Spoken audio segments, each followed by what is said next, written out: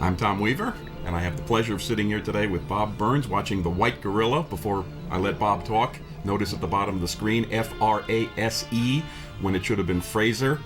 A typo in the very first frame of this Positively No Refunds movie. Hello, Bob Burns. Hello there, Tom. You enjoying watching this movie with an all-star cast? With the all-star cast, it's a pleasure to watch it. I am a real Ray Corrigan fan.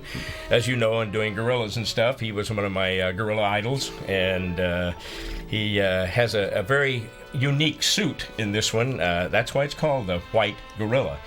And the funny part is, a few years ago, there was a white gorilla. But in 1945? Nothing. No, there's no such thing at all. So maybe they were looking ahead. I don't know, you know. Uh-huh. But this movie is a very strange movie, I'll say that. Well, you know more about the film than I do, because it's based on most of the footage from a silent serial, and you can talk about that for sure. Well, but now this name's right here. Look at that. Mm-hmm. And now you talk about your first exposure to Ray Corrigan, which I'm told which you've told me is 1948. Yes, it was at he was doing the Sloth in Unknown Island at that time, and he used one of his gorilla suits. And Ellis Berman, who I believe is the one that made his gorilla faces, he didn't do the armature thing, the mechanism, but he did do the faces. I'm almost sure. And he just took one of the faces and redid it like it was a sloth, like it was a big giant sloth thing or something. And it was out in Palmdale, and I went to school with Ellis's son, so I knew him pretty well, and he invited me out to Palmdale when they were doing the dinosaur things, and these poor guys in these dinosaur suits. Well, let's set the stage just a little more. You're 13 years old. I was 13, and for a 13-year-old kid to see full-size dinosaur suits moving around, even though they were kind of crummy at the time, to me it was like, oh my God, I've died and gone to heaven. This is the greatest thing in the world. I'm seeing real dinosaurs walk around here, and fall over too, I might add. But the thing is, they were built over canvas and a lot of rubber on top of them, and the poor guys were laced in the back of them. It was very uncomfortable. They couldn't see anything, and they had little sticks that could make the hands move a little bit, and on a wire on a spring they could open and close the mouth, and of course when the mouth would close half the time it would hit wrong and look kind of weird. And one of the guys, actually, it was over 100 degrees out there the day we shot, and one of the guys literally passed out and fell over, and they used it in the film. They used that where Bart McClane fires a grenade rifle, and you can tell a stunt fall and a real fall, because one of the other guys is a stunt fall, and he kind of goes up. This guy, plop, that's it, you know. But so that's when I first met Ray. I was too shy to talk to him then, though I was, you know, so just like, oh my God, it's Ray Corrigan, one of the gorilla guys, you know. And so I just didn't. Well, and Western guys. Yeah, well, I'm a big Western fan. I mean, I knew him from Westerns. I think probably before I knew he did gorillas. I didn't even know that because, you know, Three Musketeers and Range Busters, all those things, you know. But these guys, you know, here you got some classic old character actors here. This is the all-star cast. This is the all-star cast. There's George J. Lewis from all the Republic serials. Oh, he was in all of them, yeah. And elsewhere in the scene is, let's wait for the shot to change. There he is. Francis Ford. Yep. And another great villain. Charles King. Charles King, man, he was one of the really bad guys. His name was usually Spike. Yeah, in most of the Westerns, yeah. Spike or something like that, yeah. And they're talking about stuff here, you know, and now Ray makes a great entrance here when he comes in. I guess they said, we've got to really show that he is the hero of the piece after all, even though he never does anything in the film to help anybody, but he is the hero of the piece. To the bitter end. We'll talk about that. Well, yeah, we'll get there. But right now, he's going to come in here in a minute, and they're just talking about all kinds of gibberish and stuff. Well, you know, you got to stretch this thing out I know. to 60 minutes at least, you know. So you're 13 years old, and you know Ray Corrigan from Westerns, and did you know at that point that when you went there he'd be playing the ape? No, I had no idea. I didn't even know there was going to be an here he comes. Here's Ray. Oh, he's coming in. Oh, that's why they call him Crash. There you are. Ray Crash Corrigan. He just crashed right then and there. And later on, I saw him crash for real too. But that's another story. We'll get to that. That's another story. But they're going to go out and they're going to find him here. Was he having as hard a time in his gorilla suit at Palmdale as the dinosaur guys were? No, not really, because you know he could kind of breathe a little bit, and the gorilla head does let some air in, and he could take the head off really fast, and so he had to have the head off most of the time if he wasn't shooting. And those guys were locked in those suits for half an hour. It took them half an hour to unlace them and get them out of there. Now they're getting him set up. Ray was a big guy. He was almost 6'6". He was a big man, big guy. And a handsome guy. And as a young guy, not a great physical specimen. As a young guy, he had curvature of the spine, and it wasn't until he was a young adult that he started going to a physical therapist or a physical trainer and corrected that condition. From then on, oh gosh, he could do almost anything, And well, he was pretty much a stunt guy too. I mean, he could do a lot of his own stuff, And he wasn't really a bad actor at all. I mean, well, now you can't prove it by this. No. But this is the writing in this. It's and probably the direction as well. Same guy. Yeah. Harry Fraser. Fraser. Yes. Yeah. He should have kept that name, probably. I mean, right. Then nobody known who he was. So Corrigan started with stunts, and then serials, starring in serials. Oh, he starred in some serials. Yes. What was the Undersea Kingdom? Yeah, he was as Ray Corrigan, as a matter of fact. His character name in the movie. Right. So usually in the Three Musketeers and those, it was just Ray Corrigan, I believe. But he was a fine-looking guy, and he looked really great in a Western outfit. But he just. I don't know. I don't know why he actually did this film. Well, for money, probably. But I mean, it's obvious that when this gets into this film a little bit more, that this stuff is almost wraparounds to the silent footage that's in here. This is like the economy chapter of a serial. This is where they talk back to what happened in earlier chapters, except there is no earlier. That's it. Like I can remember when. Little dissolve. That's a better comparison than I thought of, because they are referring to events in an earlier serial. They are, except absolutely. This is a 20-year later feature. Right, yeah, well, that's one reason you never see him with those people in the film. Right. He's looking, you'll see that later, he's looking through trees and stuff like that, but yeah, he's nursing his wounds here. He got really beat up. The white gorilla just beat the crap out of him, man. I mean, he's pretty bad shape here, and but he's doing all right. Oh, now he's starting to remember things. This is not a good thing. I remember a serial I saw once. Yeah, years ago. I watched from a tree. Yeah. When I was a kid, I was in a tree, and I remember this all of a sudden. So when and why did he start playing gorillas? Well, I think he just thought, this was in the 30s now, he was in a couple of the Tarzan films, and they had gorilla guys, or just suits that they had made at MGM or something, pretty bad looking, and I think he just figured, hey, I think there's a need for this. And so he had these suits made up. Like I said, I would suspect that Ellis Berman Sr. had a lot to do with the gorillas themselves, not the armature, the metal face that was underneath it. But I have a feeling that's what it was. And then he did a lot of those. In fact, there's one called Come On Cowboys, which is a Western he did, where he actually plays himself in a gorilla suit to scare these bad guys. They throw him in the bad guys in the cage. Now, here we go. Now we're starting with the, I think this is the silent serial footage here, isn't it? This is starting it off. At the suggestion of my friend Sam Sherman, I called a very knowledgeable film buff named Ed Hulse the other day to find out a little more about this serial. It's 1927's Perils of the Jungle. 10 chapters long and independent, made by the Weisses, the same people who made The White Gorilla years later, and released on a states' rights basis. And it stars a guy named Frank Merrill, who later played Tarzan in silent serials. Directed by Jack Nelson, or co-directed by Jack Nelson. And the little kid in the serial is Bobby Nelson, the son of the director. Okay. I was wondering why he was in there, actually, because he doesn't have a whole lot to do. I mean, he points a lot. Oh, he does. The little jungle boy.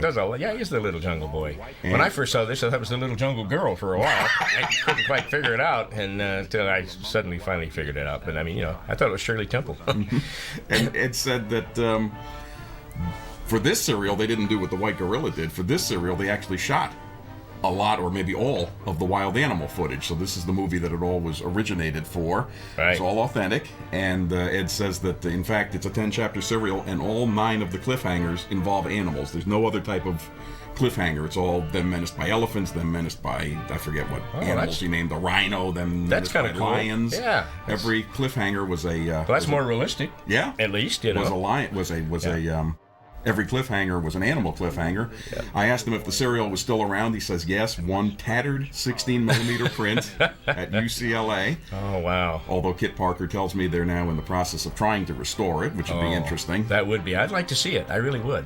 And one final interesting comment that Ed made, he said that the year after this, or about a year after this came out, Universal did a serial called Tarzan the Mighty. That's lost now. Yep. And for that movie, they got Frank Merrill, star of Perils of the Jungle, Right. as Tarzan. They got Jack Nelson from Perils of the Jungle, and they got Bobby Nelson again. Oh, boy. So Ed said, you can't tell me that Universal didn't get the idea of making a Tarzan serial from the success of this thing. Oh, I'm sure. You know, the funny part about this is when you see all these other people running around and, well, all this, like, stock footage stuff here or whatever, probably wasn't stock. They probably actually shot this then. Became stock footage, I'm sure. Right, it became... Yeah, but is that you hear him narrating it all because there's no sound to this, of course, and so, oh, there he is up in the tree now. He spends a lot of times up in a tree and behind bushes in this film. Yes. And he can't go and help him because he said, I'm stuck here. I'm between the lions and them, so I can't help them. Right. Otherwise, he would be in the scene with them, and he couldn't do that. So Exactly. the way out of that is, okay, I had to stay behind this tree. I'd like to have helped him, but I couldn't, so I was just observing him, you know. Right. I never helped them. Now in 1945, I wasn't born in 1945. Was there ever a time in modern times when a movie audience wouldn't recognize this footage as from a silent movie? Oh, I haven't. When I first saw it, I was just a kid then. I thought it was shot for this. Really? I honestly didn't know. Yeah, I had no idea. And I think mainly the audience probably, I mean, now it's pretty obvious. But I think at the time, you probably thought this was just real and he was just narrating. I mean, I just thought it was always strange that they never got together, even as a kid. Like, why didn't he run into that little guy? Right. Or something, you know? But And the other funny thing is, he's up in the tree and he's watching the people, and all of a sudden something happens to the people where they run like a mile. Yeah. But he can still see him from the tree. Oh, yeah. He has great vision. And then they go into a cave, and they go deep into a cave, and it cuts to him outside. And as I watch the explorers, no matter where they go, he can see them from that one tree. Yeah, it's great to have that kind of vision. You know, my theory is the tree is the Tabanga, and it just follows them around and watches all the action. You That know, was my theory. that could be, and he just stays up in the top just- of it. And looks he just around, rides around on the- He on goes, the walking okay, tree." move closer to the cave. I want to be able to see something. Move closer. Yeah. Exactly. I mean, this footage, I gotta say, this jungle footage is pretty interesting stuff. I mean, these lions and stuff do some wild things, especially when they attack that hut later on. I mean, it's I wouldn't want to have been in the. Oh, yeah, he better climb that thing quick, man. I mean, those guys are going to get him. Oh, no. Stay up there. He's safe, Yeah, those lions are going to get. Stay up there, Ray. Stay up there, hero. Don't come down. Don't do anything. Don't just stay there. Don't make a noise. Yeah, don't do anything because you can't. Just stay there and be beautiful. Just just- sit there and be beautiful. That's it. You just can't. Just sit there and look real handsome. That's all you can do, because later on you're going to do a lot of great things.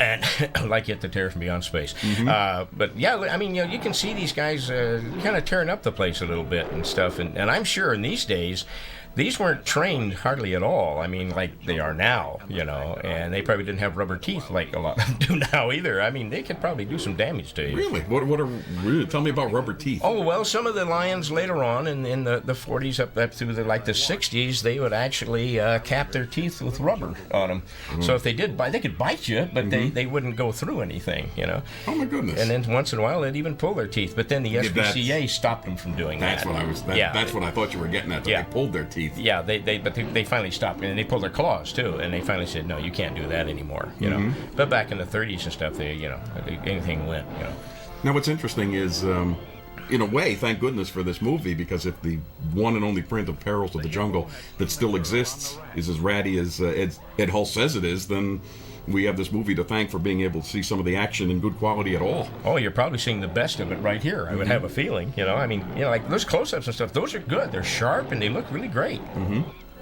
And, Whoa.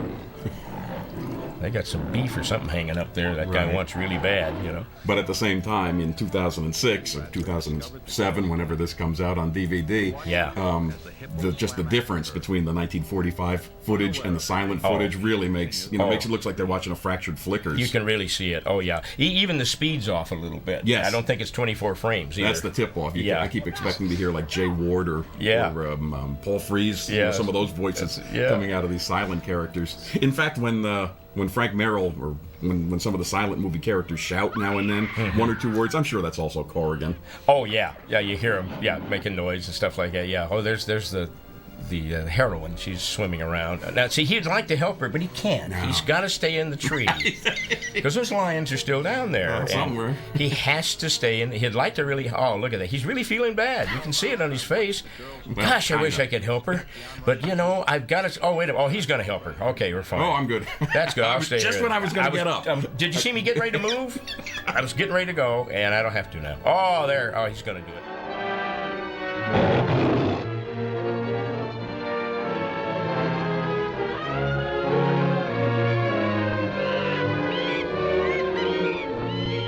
Climbed out on the tree limb. There he goes. See, he's going out on that branch. He's going to go out there, and man, I wouldn't want to go out there. There's bad things in that water.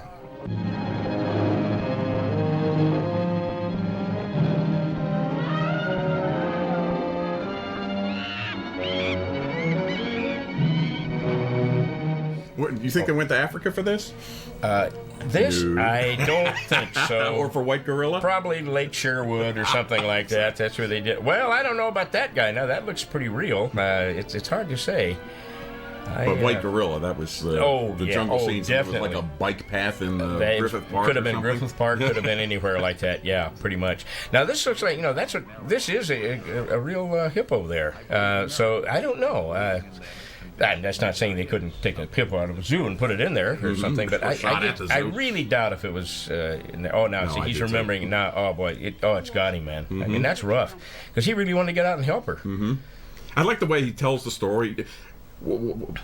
As this movie moves along, you realize that he's run back to this trading post because the people were in such danger. But now when he gets there, he just paces around, tells the story. I mean, if I was in danger and some guy ran for help and he just told the story all slow, who we got there? There he comes. Now, there he is. There's the missing link. There's the white gorilla. Now, there are two gorillas in this movie. Do you have the gorilla skills to tell me which is Corrigan and which is not?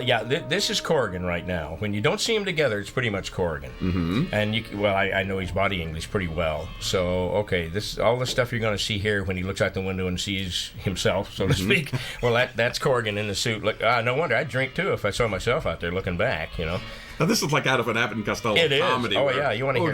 Did you see the gorilla at the window? Yeah. What gorilla? What are you talking about? Yeah. Come on, Lou. Snap up. What's the matter with you? I tell you, there was a gorilla out there. Oh, come on. Talk about Ray Corrigan's gorilla moves. Oh, Ray had great moves. He really did. Not realistic, but he didn't have to be. I mean, in those days, gorillas were still pretty mysterious, for one thing, and you really didn't know too much about them. So he developed his own style, and his own style was kind of a sideways run that he did. And he had a thing where he would put his hands up by his face and kind of move around a little bit and cock his head a lot and stuff like that. He had I thought, a great style, for a gorilla, especially in these days. When I saw him, I mean, I never bought it as a real gorilla suit, even when I saw him. You never bought it as a real gorilla? No. But I thought that they just look cool. I mean, now that's probably, I would think, until he fights himself, so to speak, it's probably Ray in the white suit all the time. Now, the black gorilla that comes in later, it's probably a stuntman friend of his. I have no idea, and there's no way of finding out now who the guy was, but he was, somebody else that probably an old pal of his. Who knows? Talk about my favorite Ray Corrigan gorilla trademark move with the leg. Oh, yeah, he had a thing whenever he got killed, shot or a spear in him or anything else, he would fall down and kick this one leg up in the air and kind of wiggle it around and slowly let it down. He does the same. You'll do it in this film. You'll see him do it here. I hear he did it in real life. Pretty much, I think. Yeah, he probably did. I'm kidding. And if he had fallen and hit the tear, I'm sure he'd have done the same thing. But it was just a gag that he came up with, and it looked kind of cool because it's kind of the slow kill. He's dying, but he's sitting there wiggling his leg, and I liked it. I mean, I liked his whole style. I thought it was really kind of cool. Just a couple days before I came out here to do this commentary, I got a phone call from my friend Sam Sherman, a movie producer, and happened to mention to him that I was coming to California to do a commentary for White Gorilla and some other movies, and it had never occurred to me that Sam might have known Ray Corrigan, and he did. And he starts telling me about conversations he and Corrigan had back in the 60s. Oh, wow. Did you know that he had a name for his gorilla? It was, wait a minute now. It wasn't Niji. Niji was George Barrow's gorilla. And it wasn't Nabonga. No. I mean, that's what they called it. I can't remember now. I honestly can't. Well, according to Sam, he called his first suit Naba, and Naba sounds, that's probably and pretty it was made of yak hair. And he said Corrigan said the reason he named it Naba was there was a touring circus or a carnival at that time that had a real ape named Nabonga. Was part of it. All right. And he thought, well, if I name it something close to that, maybe it'll a little name association. It might mix people up. Hey, that gorilla we saw in real life is going to be in this movie. So he named his gorilla Nabonga. I'm sorry. No, he named his gorilla Naba. Yep. To invite confusion with Nabonga, which was spelled N. The real life gorilla was spelled N apostrophe Bonga. And then, 10 years later, when PRC went to do Nabonga, they just at that point they just said screw it, and they just stole the name outright from this actual popular real life carnival. See, there's something I've learned now by seeing this. Now, if people get this and listen to this, they're going to learn something. I just learned something I didn't know. Yeah, talk to the great Sam Sherman. That's it. And he said the Corrigan said it was made of yak hair. Does that sound right? That's true. It was. Yep. And we assume that he did it just for the money. He went into this sideline thing of playing gorillas just for the money. Oh, yeah. And what were some of your favorite movies that Corrigan was in as a gorilla? Nabonga was fun. Yeah? Yeah. I mean, just because he got to be in it quite a bit. Mm-hmm. I'd have to think of the other movies. Right. Well, I like Captive Wild Woman a lot. Oh, Captive Wild Woman is real good. Dr. X is kind of good, too. Or is it Dr. X? Or Dr. Renault's Secret. Dr. Renault's Secret. That's the one where he's in the cage, with the... And The Strange Case of Dr. RX. That's the one I was trying to say, yeah. Yeah, he's in some fabulous stuff. Yeah, he worked a lot. I mean, he really did work an awful lot when he built his suit. And of course, he had the connections. Well, he didn't build his suit. No, but I mean, when he had it made, Right. But he had the connections in town, of course. Mm-hmm. Now, this is pretty cool here, because these lions here, you'll really see them outside of this thing here in a minute. I mean, this is no rear projection screen. These guys are really there, and I wouldn't feel too comfortable. I mean, I'm sure it was more secure than it looks. But that, I don't think I'd want to be in there. Mm-hmm. Can you talk about the time you actually got to meet and talk to Corrigan, which was It, the Terror from Beyond Space, and how you got on that movie? Yeah, well, that was 1958, and I worked with a friend of mine, Paul Blaisdell, who at the time, in the 50s, the mid-50s, was the top monster maker in Hollywood. He did The She-Creature, It Conquered the World, Invasion of the Saucer Men, all that type of stuff, and so he did It, the Terror. Now, Paul thought he was going to play It originally, because he played most of the monsters he made, but they told him when he got the head done that they were going to use Ray Corrigan, because Eddie Small, he was a friend of his, and he thought he could use the work. Eddie Small, the producer of It, the Terror. Yeah, he was the guy. And so then he got the job, and when we first got over it, to put the head on him, since Paul had sculpted the head over his own head for him, well, Paul has kind of a small head. He was a small man, about 5'8.5". Now, Corrigan's like 6'5", 6'6". He was a big man, a big head. And as soon as he put the thing on, of course, it didn't fit, and his chin, he has a pretty bulbous chin. You'll notice his chin in here once in a while. And it poked right through the opening of the mouth. And so we couldn't get rid of it. Cut his chin off. So we turned it into a tongue. And it worked all right. I mean, we were just lucky there. That's all. You made the chin sticking out of the mouth look like a tongue sticking out of the mouth. It was painted up like a tongue. So everybody bought it and thought it was a tongue. So we got away with it all right that way. But then I did get to talk to him a time or two, and told him that I thought he was, along with Charlie Gamora, who was the best gorilla man there ever was, that Ray was probably the second guy. I mean, he was my absolute second favorite. You actually told him he was your second favorite? I don't think I put it like that exactly. I'd have probably been on the floor. I mean, he'd have decked me, I'm sure. No, I just said that I have two favorite gorillas, I think, the way I said, you and Charlie Gamora. I think that's the way I really said it. Because, I didn't want to hurt his feelings for one thing, and I didn't want to get clopped. Right. But anyway, he thought it was he was appreciative of it, because he said hardly anybody ever talks about my gorilla stuff. Really? They talk about the westerns or something like that, even the serials, But he says my gorilla, hardly anybody ever talks to me about those. And I said, well, I am a gorilla enthusiast. I mean, I love the gorilla film since I was a kid, and I got to know yours and your style and all this stuff. And he was very open about it. I mean, he felt. I could just see he felt very good about it, that somebody actually remembered he did something except cowboys, And so I really liked it. And it was a lot of fun. I didn't get to talk to him as much as I'd like, because it was a hard shoot. The suit was very hot for him, and he was having a lot of trouble in the suit, and so it was just it just didn't lend itself to sit down and have big conversations, Right. But I did get to tell him how much I liked him, and he seemed to appreciate it very much. Can you talk about his performance in it? Well, he did the crazy thing. He's so used to doing the gorilla, of course, that he actually did pretty much the gorilla in it. I mean, he was doing the hands up over the face like he did, and stuff like that. But which was okay because it was supposed to be sort of almost a simian type thing from Mars. So Paul said that's all right. He kind of works okay with it, and he had some problems with it. And like I say, he would trip once in a while because he couldn't see well out of it at all. That was another problem because the mask didn't fit well, and so we had to work it around his eyes, and he didn't have much any kind of side vision at all. It was just tunnel vision. So he had some problems. He ran into some stuff and things like that, but he worked it as well as he could, and I thought he was very good in it. He worked out very well, and he was very cooperative. He really was. I mean, even though he was really hot and sweaty and didn't like being in the thing. Mm-hmm. Can you talk about my two favorite shots in the movie? Number one, the shadow. Oh yeah. Well, like I said, the head was extremely uncomfortable because it was so tight on him.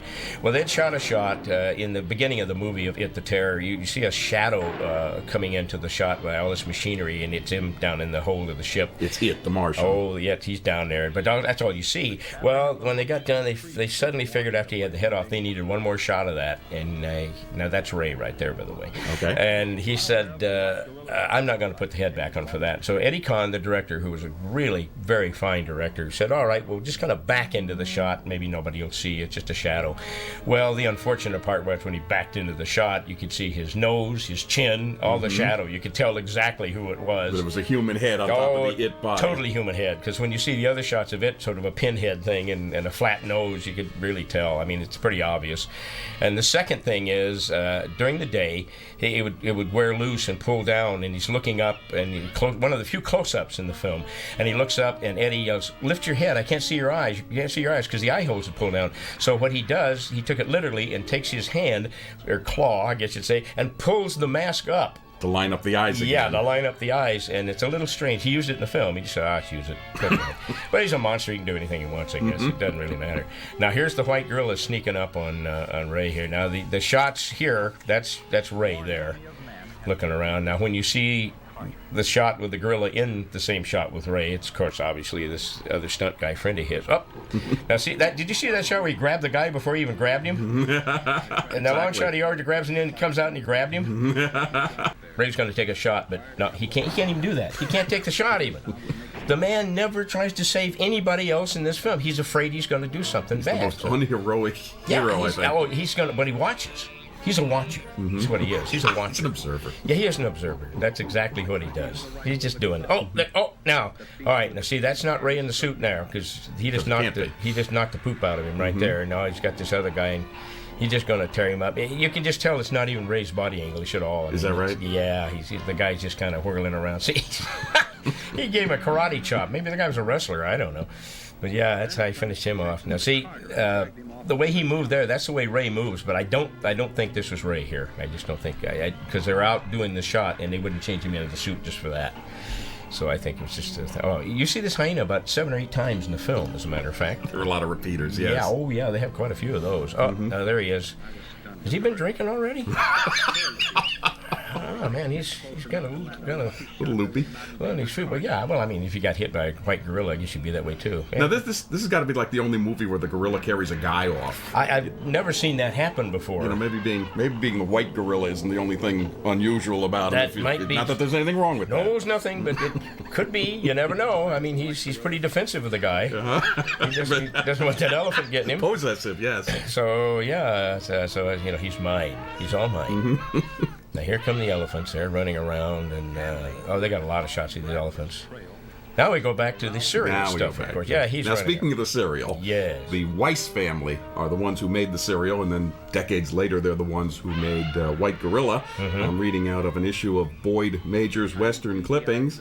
Born in New York City, when they finished school, the Weiss brothers, Louis, Adolf, and Max, were initially in the Weiss-Bach lamp and fixture line, later taking over management of phonograph stores in Philadelphia and New York, before entering movie production in 1917 as exhibitors. From 1922 to 1926, they churned out a number of features as Weiss Brothers Art Class Productions. Also from 1924 to 26, they operated Weiss Brothers Clarion Photoplays. And just for decades, these guys were in Hollywood as independents, releasing on states' rights bases and just cranking out like the lowest of the low movies, but so cheaply. Hey, they made money. That they were all popular. I don't know how happy audiences were. Their audience were probably happier going into the theater than they were coming out. I would imagine, but, yeah. But they certainly made a lot of movies, and then later on, I think they were one of the first people releasing to television, if I'm not mistaken. And you guys in those days, as kids, had to be wary of these ultra low budget movies that overuse stock footage, etc. Well, I never was, really. No? I mean, I did get a little tired of the stock stuff, because I even started to recognize, like, wait a minute, I've seen a hyena at least 3 times. Right. So, like that. Now, see, he's behind the same bush again, too. They get, I don't know where, the bush follows him. Wherever he goes. I think the tree follows him, too. You know, wherever he goes. And now, he'd like to help them now. But he doesn't want to get in this little kid's way. See, the kid's got control. Doing fine. The kid's doing okay. Let the kid handle it. Yeah, he's got control of him here. So he's saying, okay, I'll just stay out of the way. But I'm going to watch. The kid's got it covered. Yeah, I'm going to watch. And if anything really happens, I could step in, but I won't. I could use this gun. That's it, if I really had to. Or throw them the gun. Or maybe. Anything. So see, the kid's, he's got him under control. Look at that. I mean, this kid, he rules his foot. Look at that. Oh, Ray, he's pretty thrilled by that. Thinks it's kind of cool. Now, another money-making thing that Ray Corrigan did was Corriganville, which, of course, I missed out on. That was 100 years ago. Boy. Were you ever at Tell us what Corriganville was and whether you were ever there. I was there. Corriganville was he bought all this land out in Chatsworth, and he built a western town out there, complete with a cave, and I mean a whole thing. And he ended up renting the town. I mean, some of the Lone Ranger TV shows were shot out there, and a lot of western movies were shot out there at the time. And he made a bundle on that by renting it out to movie studios, because outside of the major studios, which had their own western lots, which you couldn't really get into to shoot, or if you did, it was going to cost you a fortune. He had his own lot, by this western town, and these independent guys who'd come out there and shoot all these things. And wow, what a smart move. That was a very smart move. Plus, it was a fun town to go to. He had stunt shows going all the time. In addition to the movie stuff, he opened it up to the public. Oh, it was to the public. Every weekend it was open to the public. You could go out there, and they would do these shows. He would come out on his horse and talk to everybody and do a whole thing. He didn't do too much, and he kind of left it up to everybody else. But he had one saloon there that you could actually go into. Most of them were just face fronts. It's all they were just false things, But he did have a whole saloon there. It's a cafe thing too. You could go in there, and of course you had to pay for everything, but it was nice. But it was kind of cool, and I think I was out there at least 3 times, and had a great time every time I went out, because it was like, well, it was being on a movie set. You were literally on a movie set, and you could take your cameras. All right, now here's the black gorilla. Here it is now. Now this is Corrigan in this, because I know the way he moves around here. So this is him. There we are again. That hyena shows up again. There it is. Oh, now here's... Oh, he says, I'm taking you to my pad. That's it. All right. I said, wait a minute. I think I know that guy. I was with him last week. Uh-oh. Oh, you ain't taking him.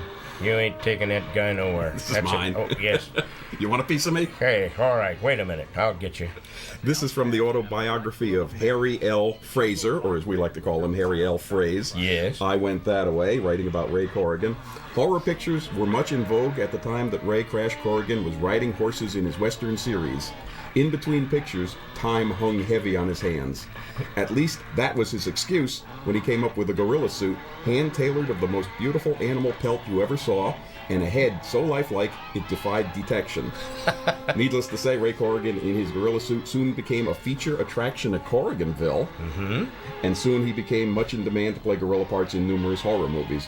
Ray Corrigan died in 1976 at the age of 69 at his home in Brookings Harbor, Oregon, which I'll toss in, was the only American city bombed by the Japanese in World War II. That's true. And if you don't believe me, look it up. It's really true. Talk about, did you ever see him in his gorilla suit at Corriganville? No, I did not. The times I was out there, he didn't do it, or it might not even been him in it. Who knows? It's hard to say.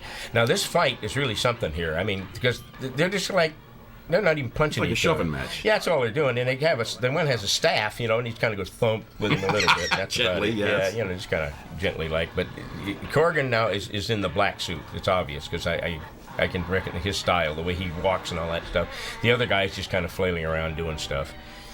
So Corrigan's going to save this guy, which is, of course, one of his guys. Oh, look at that. Now, see? Now, there he's showing how strong he is. What a part for that guy. Carried off by a gorilla, then carried off by Ray Corrigan. I mean, he's got the best of both worlds.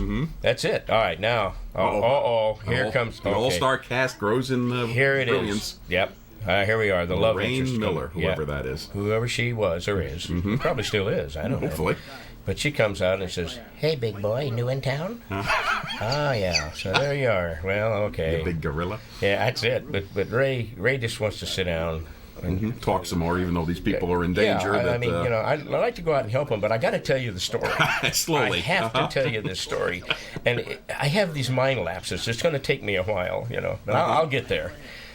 So she sits down. Now he stands up. Now he's the guy that's all wounded. Yeah, I couldn't have lived back then when people had to stand up to hear a story for hours. I'd never make it, man. I'd be in a hospital. That's all there's to it. Exactly. I actually, not having a life, I actually sat down and put the time display at home up for this movie. It's about the DVD I was working with. On there, it's a 62-minute movie. I'm seeing 16 minutes of trading post footage, which obviously, for kids watching, that trading post footage is a lot of nothing, and that was probably all shot in a day. So I see 16 minutes of that. I see over 26 minutes of serial, and that's 42. So that just leaves 20 minutes. And even that is made up of a lot of stock shots and the opening credits and all that kind of stuff. Yep. So really all they were making here, set aside the trading post scene, let's say that was shot in the morning or in a day. Right. They only had to make 20 minutes a movie, or less. I bet they shot this thing in about 3 or 4 days. They shot it in 3 days. I'm going to read about that later. I figured that. This is like the Little Shop of Horrors of jungle movies. You could kind of tell that, because you could just, there's not that much to it. I mean, you got this guy, here again, this is all from the serial. Here, all this is from the serial. So why did Ray Corrigan get rid of his gorilla suit? I think he just got tired of it. He was getting older. He was actually getting older. And then Steve Calvert is the fella he sold the suits to. Steve Calvert was a bartender at Ciro's, which is a big nightclub in Hollywood at the time. And Ray used to go there quite a bit and got to know him pretty well. He was about the same size. And he had, I think, three gorilla suits left. And he sold them to him. And he tutored him. And I got to tell you, that Steve did a great job, because he picked up all of his mannerisms. The sidewalk, the thing with the hands over the face, the whole thing. And when you saw him in the later films, like from the 50s on, everybody thought it was still Corrigan. Oh, they sure. Even in the books today, everybody who writes about 1950s, not everybody, a lot of the people who write about 1950s guerrilla movies, when they see Corrigan's suit, they just automatically say it's Corrigan. Right, and it's not. Bride of the Gorilla, and Bela Lugosi meets a Brooklyn gorilla. That's it. And what you're seeing is Steve Calvert. And he did a great job, I gotta say. I mean, he mimicked him really, really well, and which is hard to do. That's hard to kind of get somebody's, get that close, and he did. I mean, he did fool a lot of people, you know. And I mean, I knew about it, or I would have been fooled. I wouldn't have known either, honestly. Right. Oh no, who could tell? Yeah, he was in Road to Bali with Hope and Crosby, and all kinds of stuff he did. I mean, he worked those suits quite a bit later on. But I think Ray was getting older and just getting kind of tired, and he had done well with the. His ranch and everything. So he was fine. I think, he wasn't a real wealthy guy, I don't think, but I think with Corriganville, maybe he was comfortable. He was very comfortable, and then he moved up to Oregon and lived the rest of his life up there. What's different about gorilla suits today than in the old days? What are some of the things they're able to do today to make things, or isn't there anything they can do? Well, yeah. Now today, did you notice back there that same bush followed him again? That they're all mechanical stuff now, and servo motors and all kinds of stuff. My friend Rick Baker, who's a makeup artist, what the heck is a servo motor? Yeah, well, it's like inside the heads and stuff now. They even have glass eyes. They don't even have real human eyes anymore, because that's one thing that always gave a gorilla suit away. Actually, is the eyes were always too close together for the big head. Oh, I got you. When Rick did his gorillas, like Gorillas in the Mist, for instance, and things like that, and Mighty Joe Young, well, he did a whole head. It's all mechanized inside. The whole thing inside, the guy can't see. The actor wearing it cannot see anything. And the eyes are actually radio controlled in there, because that's, like I said, the eyes in the suit is what gives humans away that are wearing a gorilla suit. Now the eyes are spaced correctly, and the mouth, the lips, everything are on little servo motors, and what they are little motors and little pulleys, and by radio control you can hit these little things and they will move. Like the upper lip will move up, you can make the eyelids move. I mean, it's thousands and thousands of dollars to even do that. Now my gorilla and Charlie Gamora's gorilla, just the mouth open and closed, that was about it. It was all done with body English and eye movement and eye expressions and stuff like that. Now Ray had a thing, he just had a mechanism that would open the mouth, and if you opened it a little bit more, the upper lip would curl up. So he actually had a little bit more movement, but that's all he had too. But the modern gorillas now are totally different. I mean, the actor can't see anything at all.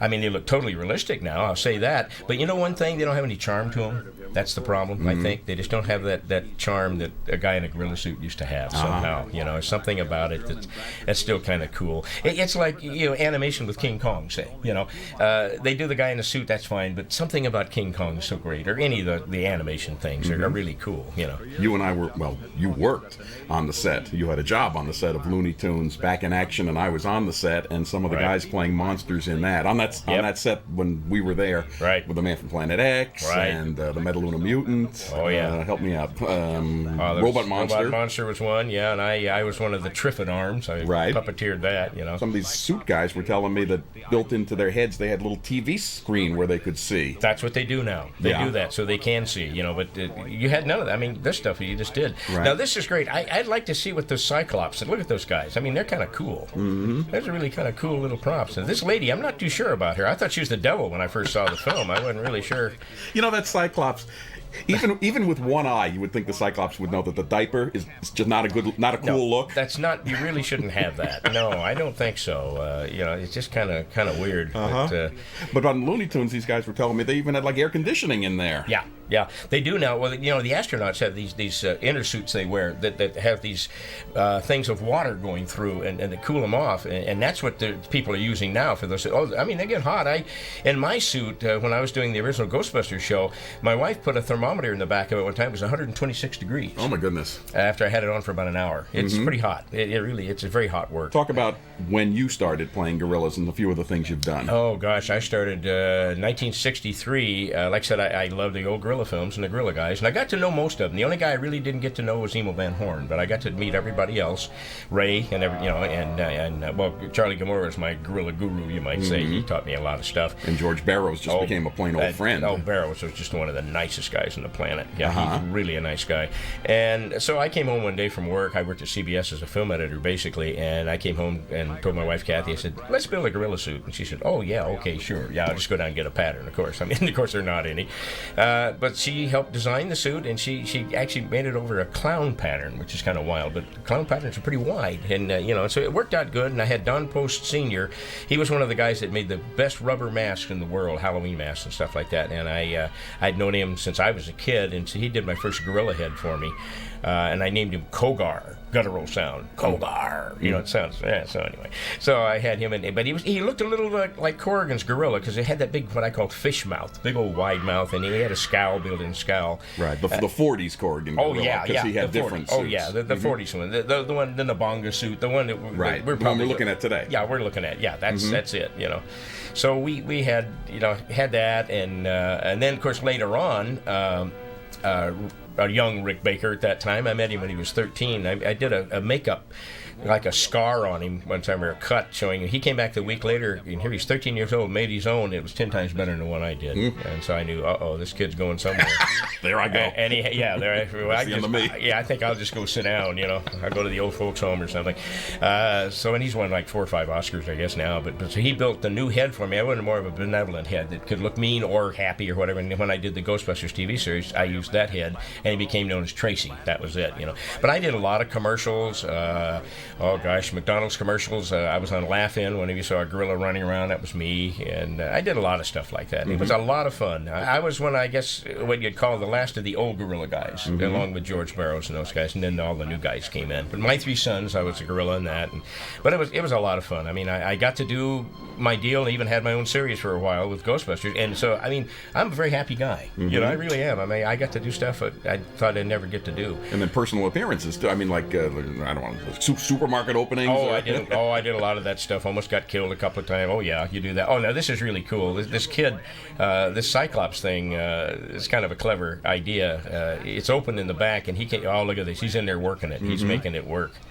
I like the way Frank Merrill up on like one toe is stronger than three natives. Oh yeah, right. Now look at that. Now I love it when you see him in here. If they show, yeah, there he is inside working this stuff. That is the funniest thing I've ever seen in my life. I do believe, because he's just there cranking that thing. I'm going to make this move. That's it. There it is. I'm moving this arm around. Oh, they just saw it. The natives. Oh, now he's smoking too.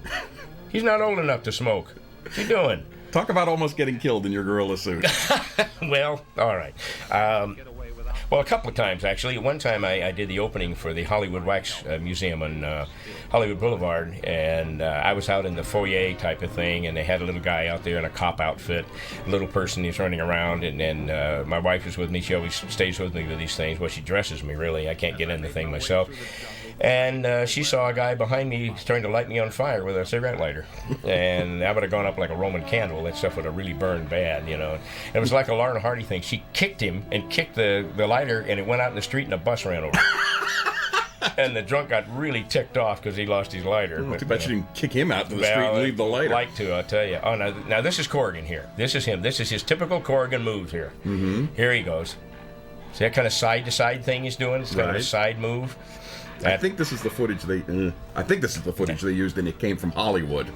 If you remember that movie, the tribute to all the worst movies ever made. Yeah, I think this might have been. Well, this is. It was the White Gorilla. Oh, look! Oh man, look at this now. He's got to shoot himself here. He's finally got to do something. Yeah, and the gun jam. Maybe he wouldn't have been any help up in that tree. Maybe he should have stayed in the tree with the non-working gun and everything else. Yeah, he should get in that tree right now. I'll tell you. If he was smart, he'd get in that tree. Here he goes now. Boy, I mean, it's already had at him once. Now it's going to get him. Now that's Ray. That's Ray right there. Oh, yeah. There he goes. He falls a lot. All right, there he goes.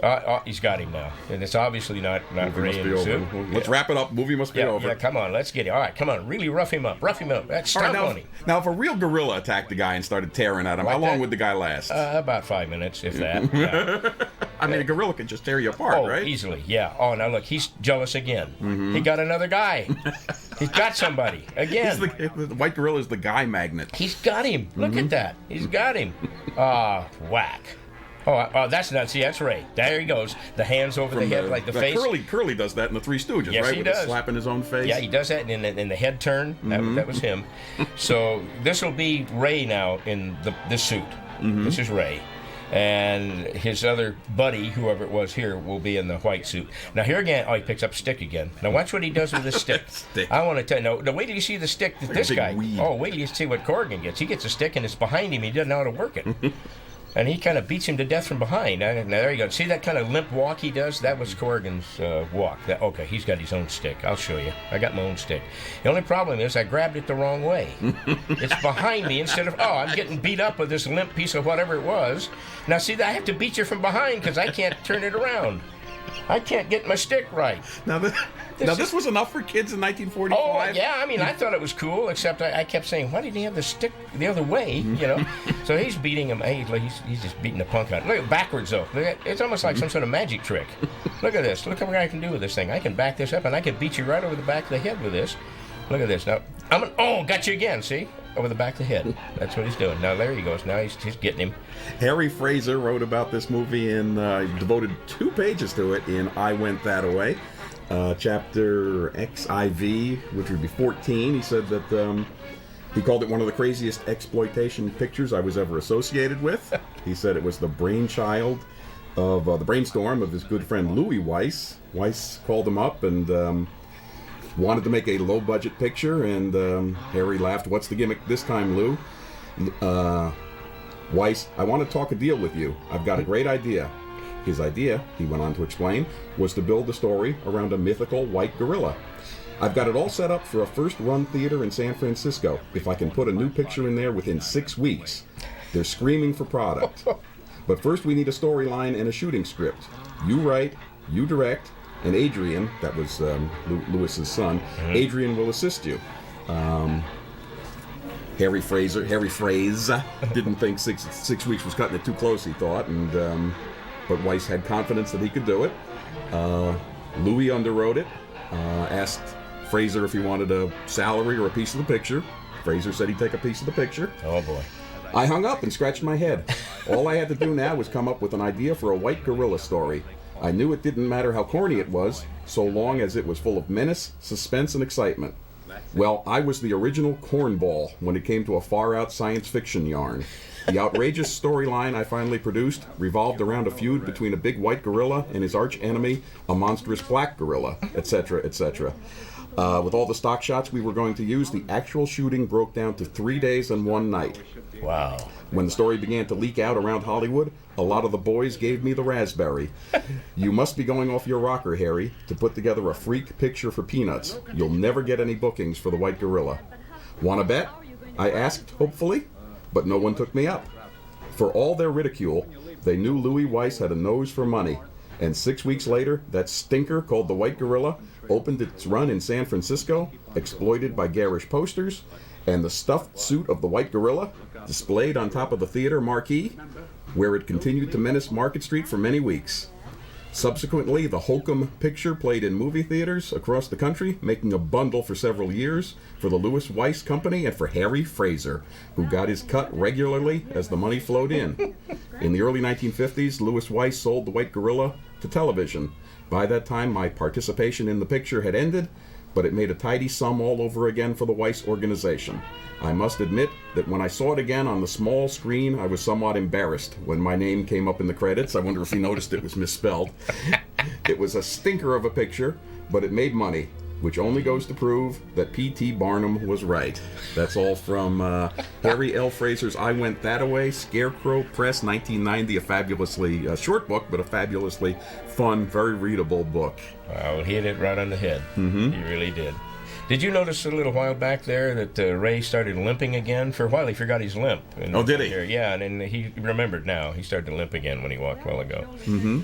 So what are some of the challenges of, besides the heat, what are some of the challenges? Well, the thing must be just walking around with this thing on top of you just must be like carrying a ton of blankets around on your head. It must just be heavy to walk around in a gorilla suit. Yeah, well, my suit weighs about 45 pounds. And I imagine Ray's and Charlie's and stuff, because they use kapok, which is stuff used to stuff like mattresses and stuff with, and sleeping bags, probably weighed about 70 pounds, I would imagine. And they're heavy. They're very heavy.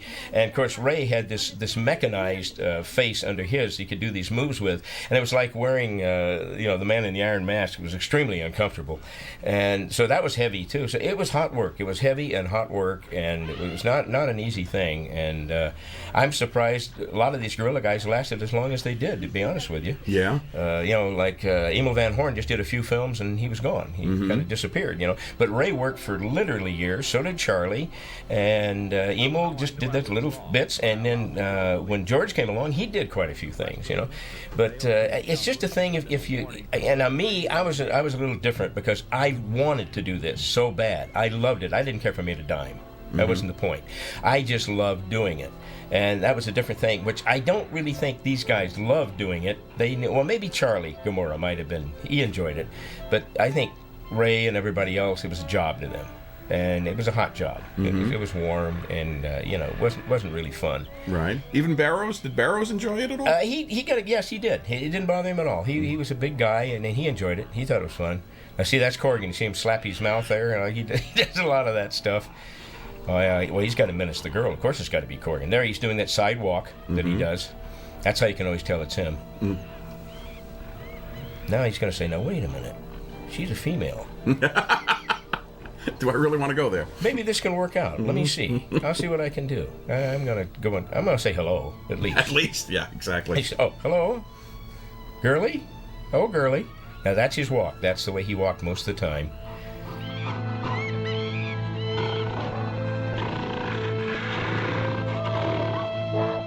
Now, this was one of a trio of pictures in the mid-'40s that where the ape was sort of the central attraction in Corrigan's ape. White Pongo, Nabonga, and this. Do you have a favorite of the three? I think I probably like Nabonga better because he got to do quite a bit in that, and it was all him. There was nobody else in the suit, so it was him most of the time. And I don't know, I just liked, I liked the story a little better too. I thought it was kind of fun. Now, see, she shot him. He didn't even bleed, but she shot him anyway. But, Well, maybe she missed. Well, no, he got hit. He felt it. You're right. Yeah, he got hit, but he's he's a white gorilla. I mean, that's a whole thing. He's different. He's a missing link. So that could be armor underneath that. I don't know. Do you still have your gorilla suit? You do. You do still have your gorilla suit. Oh, I certainly do. You ever wear it around the house or anything? Well, I used to scare my wife with it. Yeah, but the thing is, she always knew because she had to help me get in it. No, he's going to go out there now. Now, that's a good question. What's involved in getting into a gorilla suit? I mean, you step into it through the back like a pair of... It's like a big pair of coveralls in a way, and you step in it, and then... now, that's about all you can do for yourself, right? Right, and then your assistant, my wife, zips it up, and then you... put the head on, and then, you have the feet. You put the feet on as soon as you get the suit on. Then you put the head on, and the last thing you do is put the hands on. Mm-hmm. And then she brushes it all in and the whole thing, and you're ready to go. Of course, you've already put black makeup around your eyes, so you have a blend. So you got a little bit of a raccoon look as you're getting in the thing. So that if your eyes move back from the eye holes... That's right. Mine fit very close, so it helps you. You don't see that, fortunately. So that worked out okay, but it... you do it. Oh, see, there we are. Mm-hmm. They're back again. Now, why isn't the zipper in the front? I mean, if the zipper could be hidden in the back, why couldn't it be hidden in the front so you could do more for yourself? Well, you've got a chest piece there, and you can't put it on a kind of chest piece. And then you got snaps that snap over the back. A little flap goes over the zipper, and you flap, and that's where you can't see it. Mm-hmm. All right, now he's carrying her here. I don't know what he's going to do here now. He's contemplating things here. That's what he's doing. He's this experiment. Mm-hmm. Now, how often do you wear the suit these days, and what does it take to tempt you to get into it again? Just ask me. Really? Yeah, basically. Yeah. Remember I had it at Wonderfest a couple of years ago, and I hadn't had the suit on in about 7 years. And my wife and everybody else. Wonderfest is a convention in Kentucky with lunatics like the ones who are listening to us right now. Yeah, and us. Right. Of course. And Kathy thought I was going to die, along with all her friends of mine. Thought, a 71-year-old man at that point should not be getting. In fact, Rick Baker even told me that a 71-year-old man has no reason to get in a gorilla suit. Wow. But I was like a kid again. It didn't bother me at all. I was younger than I ever was. Oh, no, he shot himself. He just plain shot himself. Uh-oh. Now, you've talked in the past about the fact that as the gorilla, you can do things that in real life you'd hesitate to do. Yes, or couldn't do. You just wouldn't have the... Give me a fast example of that. All right. No, I think he's going to kill him in a minute. You've got to see him when he falls... Oh, here he goes. This is not Ray right here. Oh. I love that. He's just like, thump. Okay, there he is. There he is. He looks like a stuffed doll sitting there, So there he is. He's just stuffed. Here comes Ray. God, this looks like this almost could be... I think this is Lake Sherwood, I'm pretty sure, where they shot most of this stuff, because they do have the water, had the lake there and stuff with the water. Oh, there he goes. Uh-oh, the leg. Yeah, now see what he did. Now, that's not Ray, but I mean, he's got the bit. Mm-hmm. He showed him what to do. He cued him. All right, keep that leg. Oh, no, all right, now he's going to rescue the girl now. I think his limp's gone again, too. I didn't see him limp when he came in here because the adrenaline. He's faking it the whole time. Yeah. Well, talk about the adrenaline. Talk about the things you could do as the gorilla. Well, all right. Like one thing, I have an incredible fear of heights. I get on a high curb and get a nosebleed. That's how afraid I am of heights. And I did a thing where I had to climb a tower. It was in a sound stage, but I had to still go about 35, 40 feet up. Kogar had to climb the tower. Yeah, it was a CBS thing, but they had a brand new transmission tower, and he's supposed to be climbing up the tower. And I tried to do it without the suit, and I got about maybe 6 feet off the ground. Said, I can't do this. I can't do it. I'm just sorry. I just get queasy. I can't do it. And they said, oh God, what are we going to do? So I put the suit on, and as soon as I got the suit on, I put the head on. Well, my wife says when I put that thing on, I actually become the gorilla. I'm not me anymore. Mm-hmm. And I scurried right up to the very top of that thing, the first take. Really? I couldn't even believe it. Yeah, it was weird. Now with me, it'd be the opposite, because I would think the hands wouldn't close around whatever. Well, they do. I mean, you know, they pretty much do. Like in Ghostbusters, I had to drive this 1928 Whippet, an old car, and I had to have the whole costume on when I drove that. You can do it. The hands are pretty flexible. Okay. Not too bad. But when I saw the footage, they played the tape back for me, and I almost fainted when I saw it. I said, God, how did I even do that? You know, I couldn't have done it otherwise. But it does. Well, you become the character, I think. And I think even like anybody that puts on any kind of an animal suit, I think if you're doing it and you're doing it right, and like Ray did and everybody, you put a lot into it. You actually put a lot into it. You've also talked about the fact that once you're in an animal suit, the the other people on a set treat you different all of a sudden as if you were the animal. They definitely do. Like just leave you in a corner and not give you anything to drink or eat, too. Mm-hmm. That's just kind of the way they seem to feel about it. But yeah, it's true. They do change their opinion. You know, when you walk around, you're just you, it's fine. But when you're in a suit, it's like, oh, it's the animal. Put him up, tie him over there and leave him alone. He's all right. He's fine. Now, here's the exciting end of the movie where we don't know where those people went. And, you know, the hell with it. You know, let's just forget about it. Oh, little old clip on the chin there. Hey, you're my pal. You're my pal. I'm limping now, man. I got the come and go limp. Oh, yeah, I feel that limp. There's absolutely no resolution. Yeah, and they say, whatever happened to those people? What people?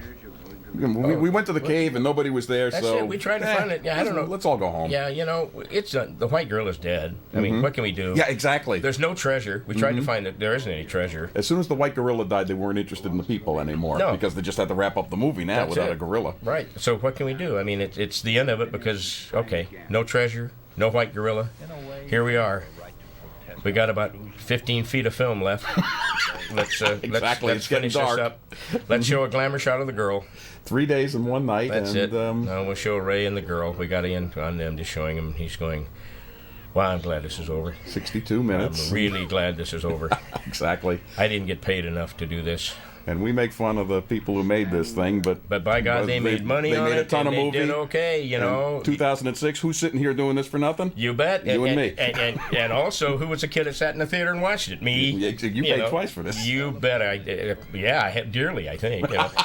But, you know, okay, we got a little bit more stock footage. Let's throw it in there. We got to get it up to at least 60-something minutes. Right. So we got all this. What do you got? Oh, I got this. Okay, use that. All right, there we go. Oh, those. Now, what I like here, too, is there's tigers and lions. Well, they're not in the same territory at all. Oh, there he is again.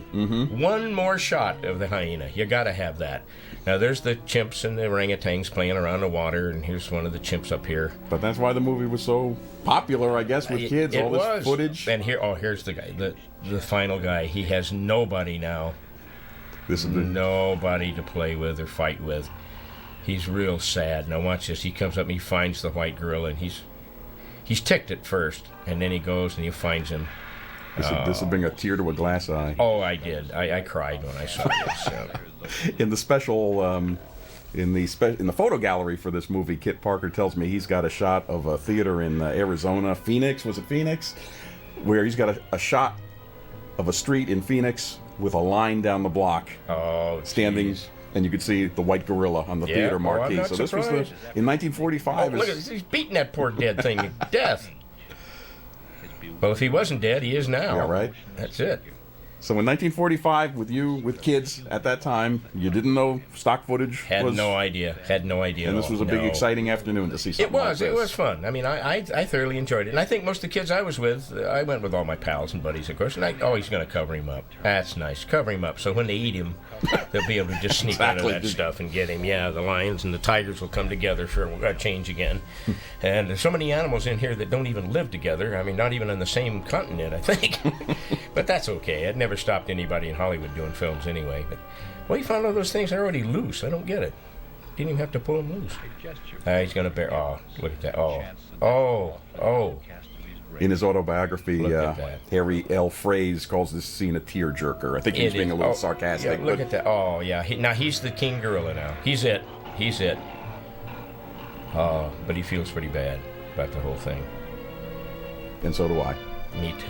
Positively no refunds, so we hope you people enjoyed it. Thank you very much, Bob Burns. Oh, thank you, sir. It's been a real pleasure seeing this again, I think.